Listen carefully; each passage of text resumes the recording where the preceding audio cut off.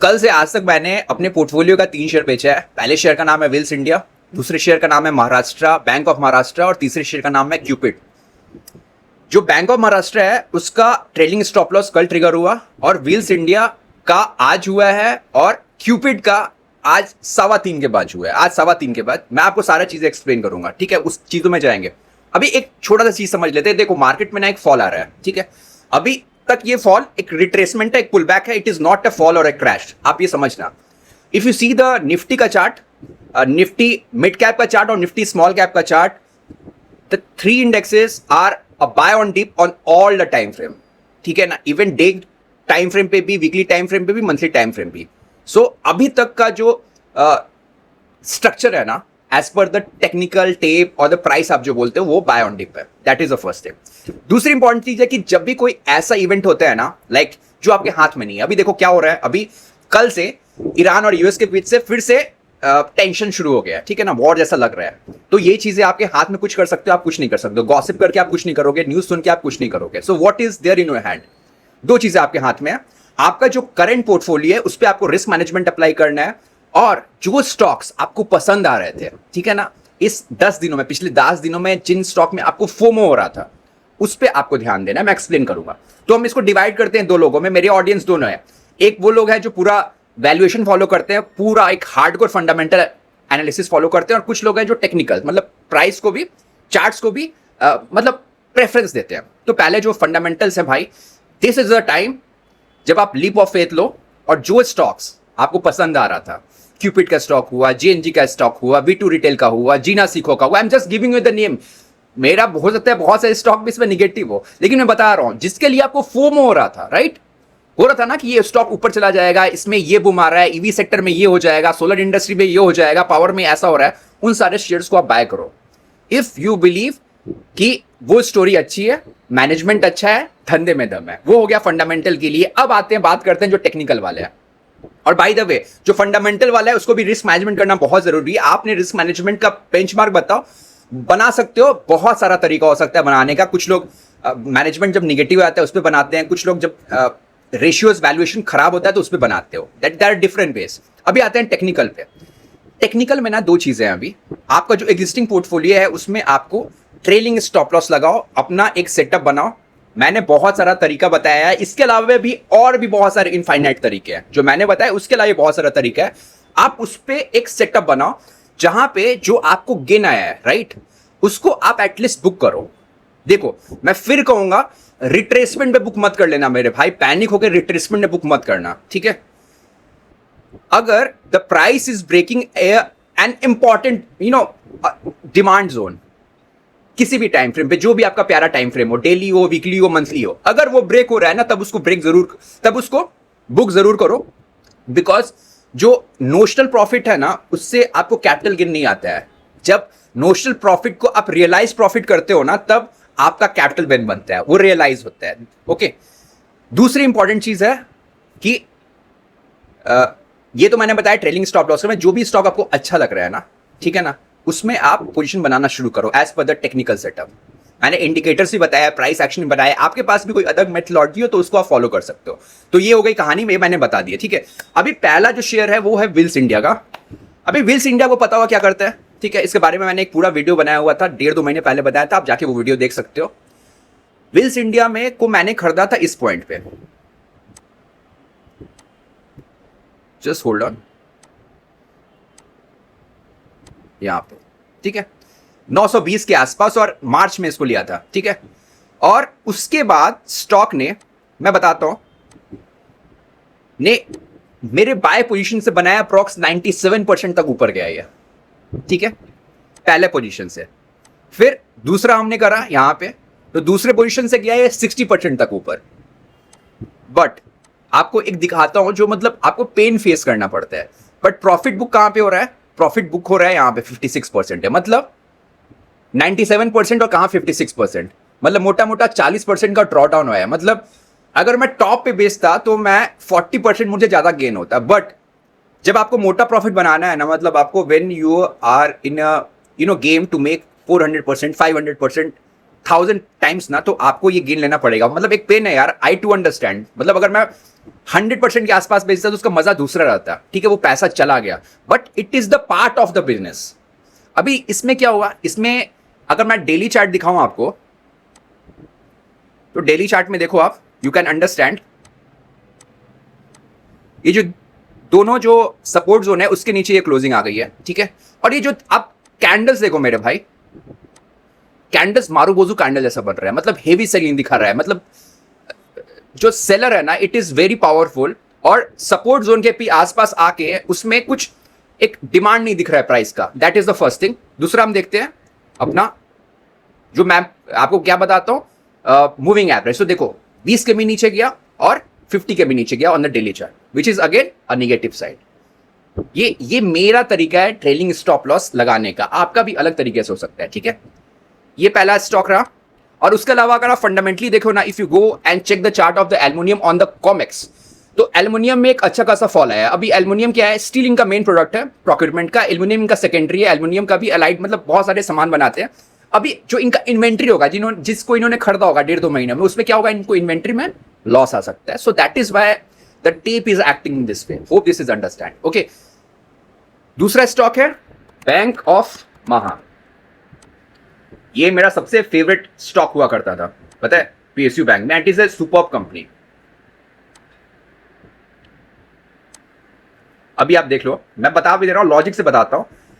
इस पे भी वीडियो बना हुआ है, आपने नहीं देखा होगा, अगर टाइम मिलेगा तो देख लेना। देखो 60%, देन 36%, देन इस पे 3 पोजीशन बनी हुई थी। पहले में, 1 मिनट यार, पहले में प्रॉफिट आ रहा था 35% का, 24% का, तीसरे में आ रहा था 20.83% का। ये जो मैं आपको बता रहा हूं ना, अलग अलग प्रॉफिट क्या आ रहा है, ये पायरामीडिंग का प्रॉफिट है। होप यू अंडरस्टैंड, ठीक है। ऐसा आ रहा था, if I draw the line, if I measure करूं मैं from the point of entry, but point of exit कहां पे हुआ है वो समझते हैं। पॉइंट ऑफ एग्जिट हुआ है यहां पे, ठीक है। ये डेली चार्ट पे मैंने प्रॉफिट बुक करा है। और मैं एक और चीज बता रहा हूं, ये तो बैंक ऑफ महाराष्ट्र को मैंने बुक कर लिया, ठीक है, डेली चार्ट पे मैंने बुक किया, मेरा ट्रेलिंग स्टॉप लॉस ट्रिगर हो गया। अभी मैं आपको दिखाता हूं निफ्टी पीएसयू बैंक, देखो आप, ठीक है।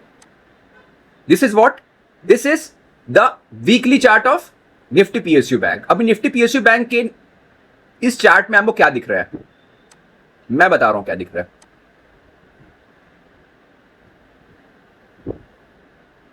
आपको दिख रहा है ये हाई, ये हाई, ये हाई, ये जो तीनों हाई हैं इनको कहते हैं स्विंग हाई, और तीनों स्विंग हाई हैं वो अपने प्रीसीडिंग से छोटे बन रहे हैं, which again shows a distribution pattern, ठीक है।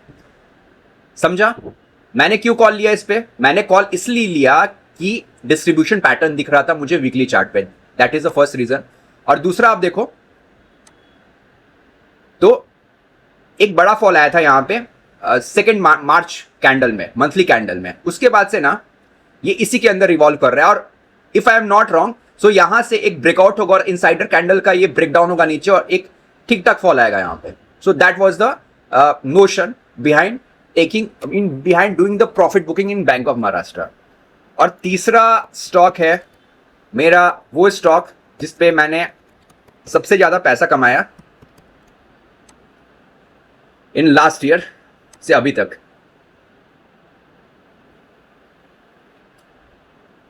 ये है क्यूपिड, ठीक है।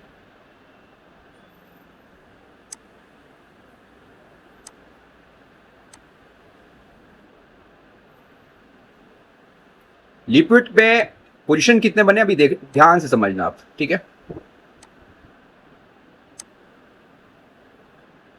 पहले में प्रॉफिट आया आपको कितना, 800 टाइम्स का, 800% का, और दूसरे में आया 84% का। तो मोटा मोटा 400-450% का इसमें प्रॉफिट आया इन बोथ द पोजीशन। आप बोथ द पोजीशन समझ गए होंगे, पहला होता है बेस पोजीशन, दूसरा होता है पैरामिड वाला पोजीशन। अभी ध्यान समझना आप, इसका वीक डेली चार्ट मैंने देखा, डेली चार्ट आज का, और मतलब 3.25-3.70 के लगभग पोजीशन काटा है इसमें मैंने। ये वाला जो कैंडल होता है ना भाई, ये वाला कैंडल, इसको हमेशा आप ध्यान से समझना, थोड़ा सा ध्यान से देखो इस कैंडल को। ये कैंडल क्या है ना, ये तीनों बुलिश कैंडल है, ठीक है। ये कैंडल अपने प्रीवियस कैंडल के ऊपर गया, ठीक है, वहां से एक रिजेक्शन आया, ठीक, और रिजेक्शन आने के बाद ये देखो, ये जो तीनों बुलिश कैंडल थे उन तीनों के लो के नीचे गया। अभी यहां पे जनरली क्या होता है ना कि यहां पे जो मैंने ऑब्जर्व करा हुआ है, ठीक है ना, वो ये है कि price will again go at least till this position 176, और मैंने पोजीशन कहा था 200 के लगभग। तो मुझे लगा कि 176 तो जाएगा नहीं, क्योंकि मुझे लगा, बिकॉज प्राइस एक्शन को देखते देखते अब समझ में आने लगा कि प्राइस कैसे बिहेव करता है। और मैं आपको बोलूंगा ना कि if you are not holding Cupid तो आप इसको प्लीज वॉच लिस्ट में अपने ऐड करो, और आप इसको ऑब्जर्व करना कि नेक्स्ट आने वाले दिनों में वो उस तरह से बिहेव कर रहा है नहीं जैसे मैं आपको बता रहा हूं। There is a high probability कि वो इसी तरह से बिहेव करेगा जैसे मैं बता रहा हूं। It will touch 176.76 at least once in the coming days without breaking this top. This is my observation. ये डेली चार्ट है। मैंने इसी कैंडल के बेसिस पे, अगर आपने देखा होगा, मैंने एक वीडियो बनाया था कि कैसे मैंने 7.5 या 8 लाख का प्रॉफिट बुक करा था बजाज हाउसिंग जो फाइनेंस का जो आईपीओ आया था। So I got a good sum of amount. तो मैंने 8 लाख का प्रॉफिट कैसे बचाया था, वहां पे 15 मिनट टाइम फ्रेम पे ना एक ऐसा ही कैंडल बना था।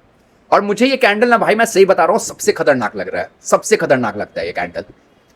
मतलब कैंडल पावरफुल कैंडल्स के ऊपर जाता है, ठीक है, वहां से रिजेक्शन करता है, मतलब वहां पे पोपट बनाता है बायर्स को। फिर वो जो अपने से प्रीसीडिंग वाला कैंडल है उसके लो को तोड़ता है, फिर उसके जो पावरफुल कैंडल है उसके लो को तोड़ता है, फिर उसके नीचे जो पावरफुल कैंडल है उसके लो को तोड़ता है, ठीक है। और फिर किसी तरह ना धक्का मार मार के बायर, ये बायर कौन है ना, ये फोमो वाले बायर है, जिनको फियर ऑफ मिसिंग आउट हुआ है, जिनको लग रहा है कि हमसे गाड़ी छूट गई, हम बाय कर ले रहे हैं। एंड जहां तक मेरा एक्सपीरियंस है ना, दे विल रिपेंट, ठीक है। आप इसको सिर्फ वॉच लिस्ट में अपने ऐड कर लो। That is my brotherly advice to you, ठीक है। ये चीजें हो गई। अभी बहुत सारे ऐसे स्टॉक है ना which I will just hold on, देखते चलते। ऐसे वोकहार्ट फार्मा भी आप देख सकते हो। वोकहार्ट फार्मा मैंने कहां पे करा था, मैं आपको बस बता दे रहा हूं। I will not go in the detail. ये मंथली चार्ट है, ठीक है। यहां भी मेरा अच्छा खासा प्रॉफिट बना था, फिर मैंने प्रॉफिट बुक करा और फिर से मैंने नया एक पोजीशन यहां पे बनाया, अगर आप देखो यहां से तो, ठीक है। ये नो ब्रेनर ट्रेड है, ये वाला यहां पे बनाया है, यहां पे ब्रेकआउट हुआ था। तो देखो, अगर यहां पे फॉल आ रहा है ना, सपोज मैंने यहां पे बाय करा है, my position is 1588, so what will that stop is 1090। अभी बोलोगे इतना बड़ा स्टॉप लॉस है भाई, अगर आपको 500 600 700 800% कमाने का एम्बिशन है ना, तो आपको 30-40% का इनिशियल स्टॉप लेना पड़ेगा। Understand, I am not doing the swing trading for 15%, 20%, 5%, 10%, ठीक है ना। तो रिस्क टू रिवॉर्ड आप याद रखो। If I M vouching it for 500%, तो मुझे 30-40% का तो लेना ही पड़ेगा ना स्टॉप।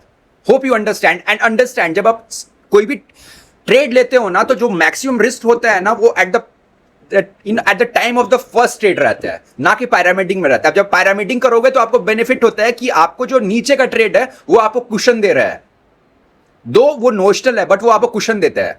सो अंडरस्टैंड, जो पहला ट्रेड होता है ना, वहां पे सबसे बड़ा रिस्क होता है जब आप ट्रेड इनिशिएट करते हो।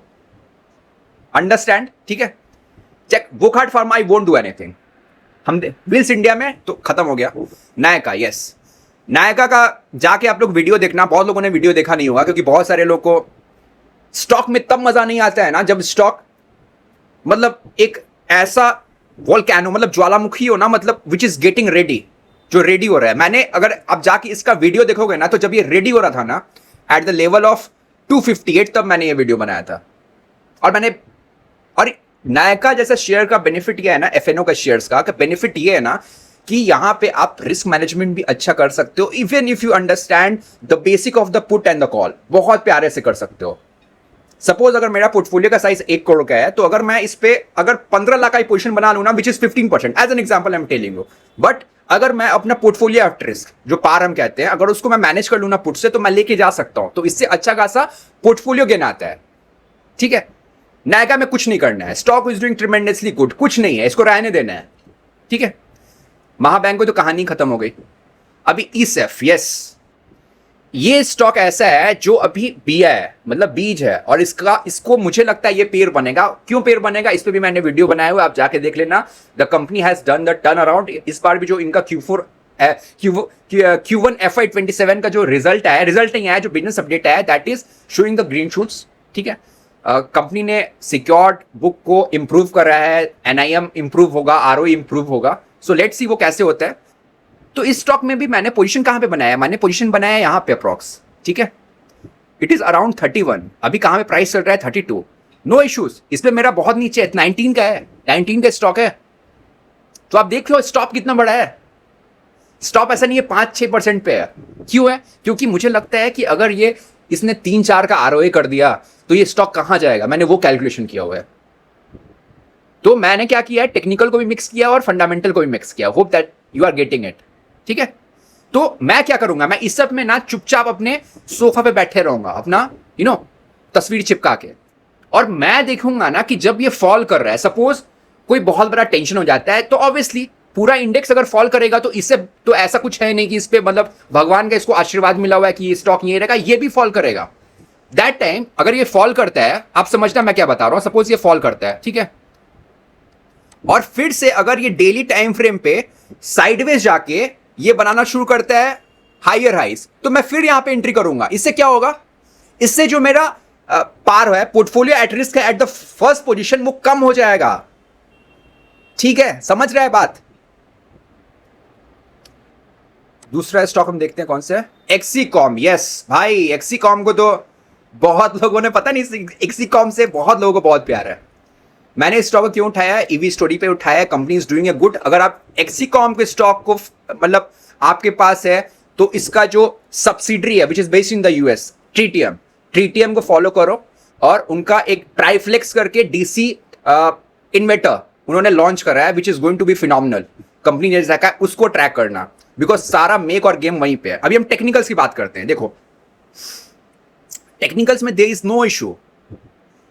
कहां पे स्टॉक है 157, 75, 76 से नीचे मुझे कोई दिक्कत नहीं है भाई, पहला पोजीशन है। ठीक है ना, वही सेम लॉजिक। अगर ये प्राइस नीचे गिरता है तो मैं डेली चार्ट पे जाऊंगा, I let it fall, I will see the tape where it is making first of all that जहां पे डाउन ट्रेंड जो है वो खत्म हो रहा है, मतलब जहां पे साइडवेज शुरू हो रहा है, उसके बाद से वो जिसको क्या कहते हैं, एक्यूमुलेशन कहते हैं, जिसको रॉ भाषा में कहते हैं हायर हाई और हायर लोस, एक्यूमुलेशन भी उसको कहते हैं। ठीक है, एक्यूमुलेशन होता है, उसके बाद पार्टिसिपेशन होता है, और फिर सबसे लास्ट में डिस्ट्रीब्यूशन होता है।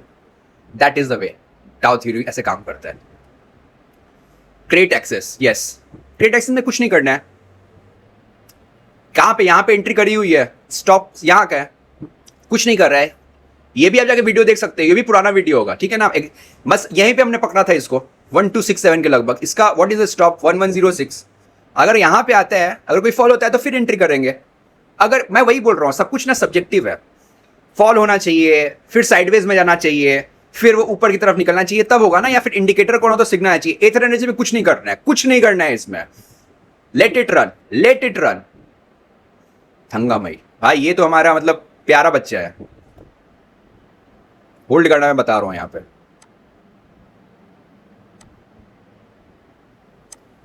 First position is in profit of 209,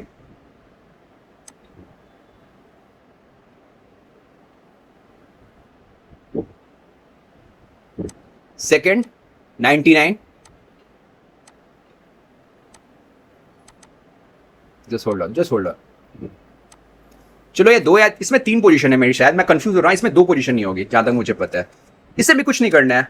stock is making a high, जब स्टॉक हाई मार रहा है तो वैल्यूएशन क्यों करना है, लेट इट गो अपसाइड ना।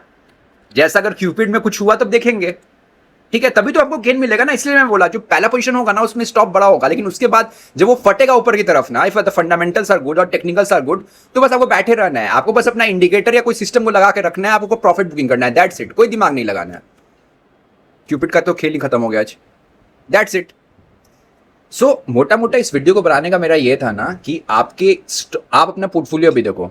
आपको पोर्टफोलियो में अगर आपके पास 20 शेयर है ना, तो आपको 2 से 3 ऐसे स्टॉक कंफर्म मिलेंगे जो मतलब सचिन तेंदुलकर की तरफ मास्टर ब्लास्टर होंगे, बहुत अच्छा कर रहे होंगे। उन पे आप ध्यान दो, उन पे पैरामीटिंग करो भाई। और जो स्टॉक परफॉर्म नहीं कर रहे हैं ना उनको काटो, सिंपल सा बात है, काट दो, कोई रैम मत करो, ठीक है। होप आपको ये वीडियो अच्छा लगा, बाय।